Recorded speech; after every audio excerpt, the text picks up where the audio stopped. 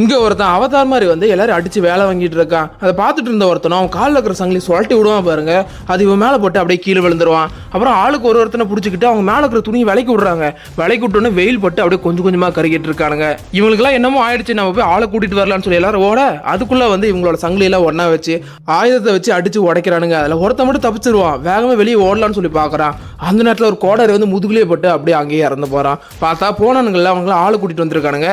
அப்படி வந்தவனுங்களும் இவங்களோட சங்கிலியை ஒன்னொன்னா பிடிச்சி உள்ள இழுக்கிறாங்க நிழல்ல.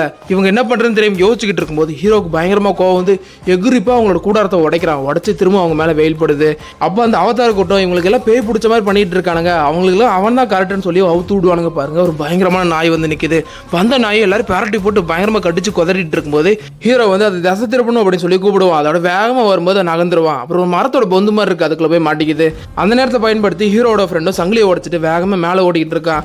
அப்ப அந்த நாய் அதை உடச்சு போட்டுட்டு அப்படியே அவனை கடிக்கலான்னு சொல்லி போகும் பாருங்க. கீழே இருந்த ஒரு வேலாயத்தை எடுத்து ஒரே குத்து தான் அப்படியே வயிற்றுல பட்டு அது இறந்து போயிடுது.